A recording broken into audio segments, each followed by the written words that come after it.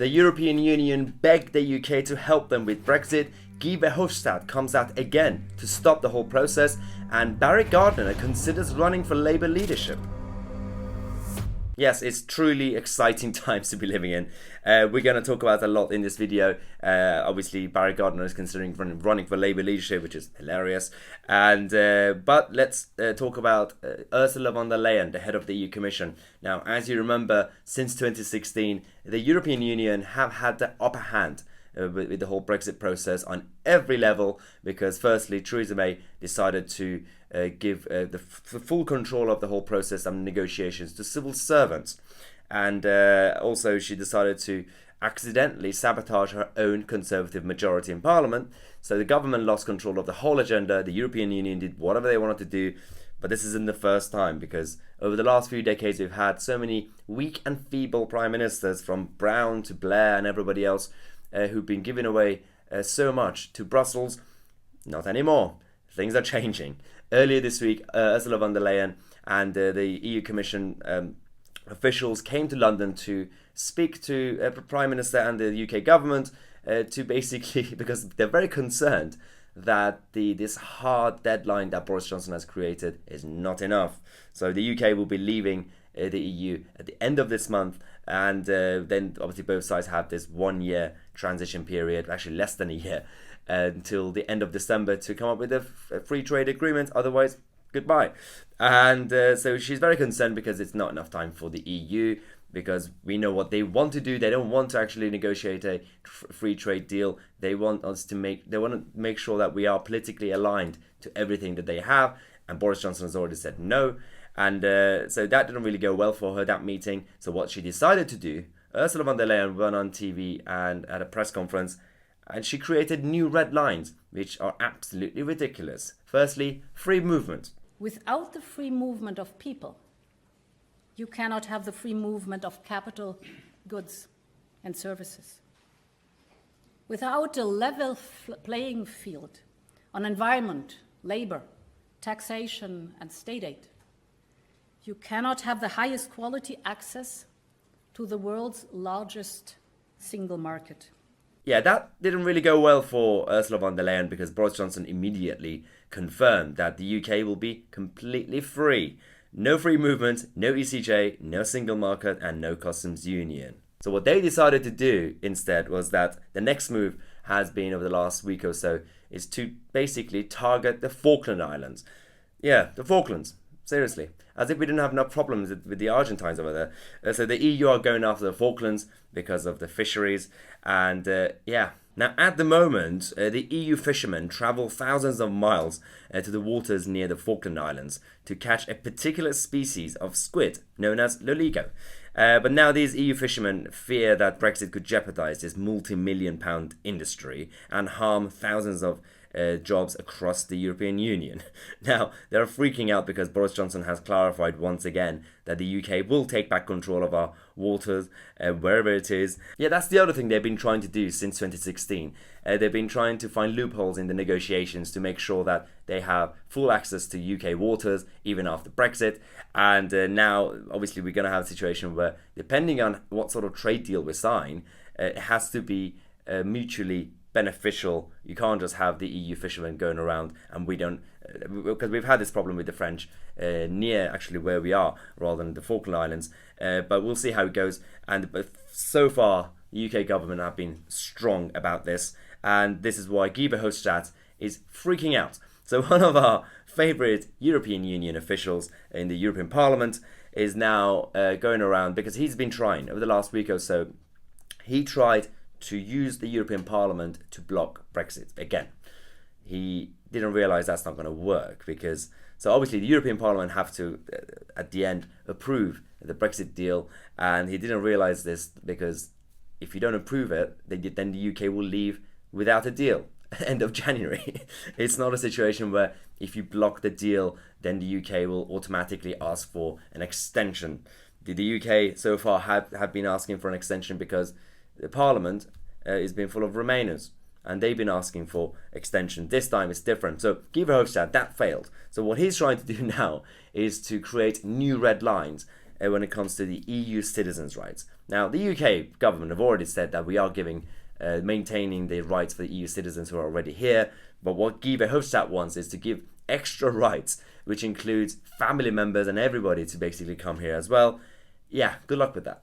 Never citizens, British or Europeans alike, can be the victims of this, in my opinion, not very intelligent choice of Brexit.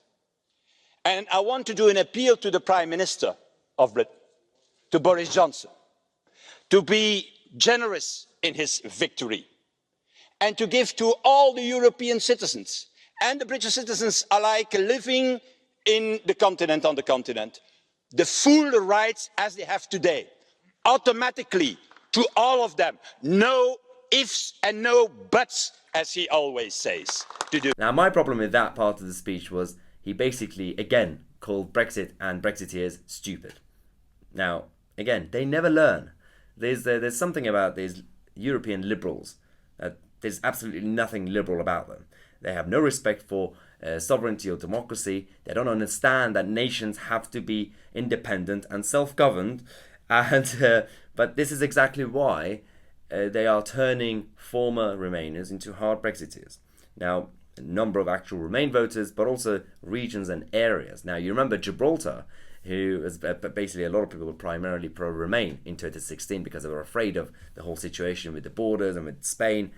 Yeah, things are changing again. Now, for the first time, we've had the principal Vice Minister of Gibraltar, Joseph Garcia, saying that a no-deal Brexit will be better than a bad agreement. Basically, Joseph Garcia said that the head minister has already made it clear that an exit without an agreement is better than a bad agreement, and Gibraltar must be prepared to leave the negotiating table if it has to. Yes, well done. You've turned Gibraltar into a hard Brexit area.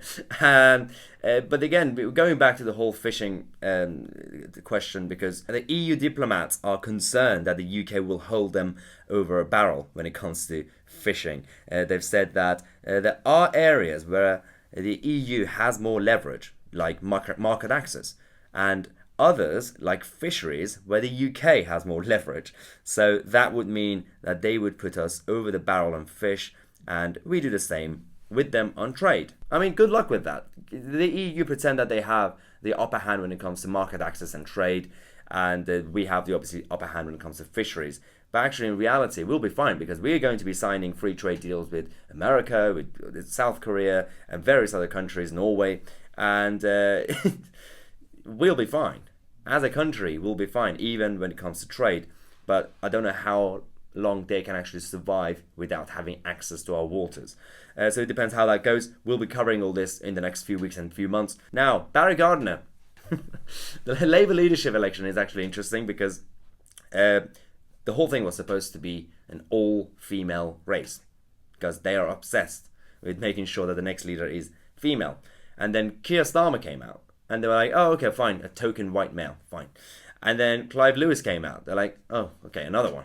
And then last night, Barry Gardner, who is, well, at least until last night, he was in the Middle East for some reason, even though Parliament is in session. He basically, there was this PR stunt when someone leaked, I think Len McCluskey leaked that Barry Gardner is now considering running for leadership. Barry Gardner initially declined to answer, and then he said, yeah, I'm actually considering it now. Well, we knew that was a move, and we'll see how that ends. But for people who don't know who Barry Gardner is, just watch this. These documents, you mean that there is going to be a border down the Irish Sea? You mean that actually there are going to be checks and documents? I mean, surely the Prime Minister told us that that just wasn't going to be the case. Surely he told the DUP that that wasn't going to be the case. You mean Prime Minister Johnson may have been lying to us?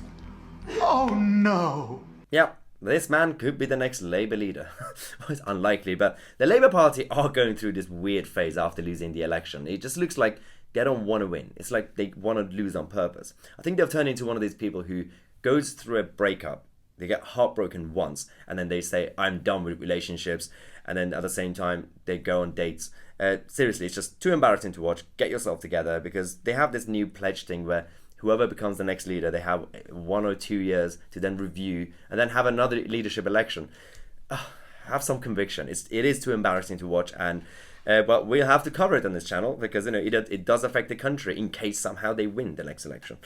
So we'll see how it goes. As you know, we have our Brexit Breakthrough Rally next Wednesday. I think we have about 10 tickets left, so probably by the time you guys watch this, it will be sold out. But if you want to check out the link in the description, we have obviously a number of guests.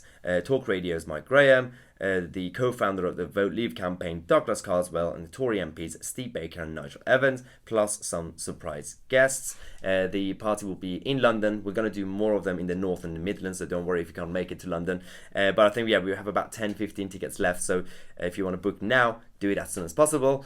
And make sure that you subscribe to the channel and click on the bell next to it so you get notified when we release a new video.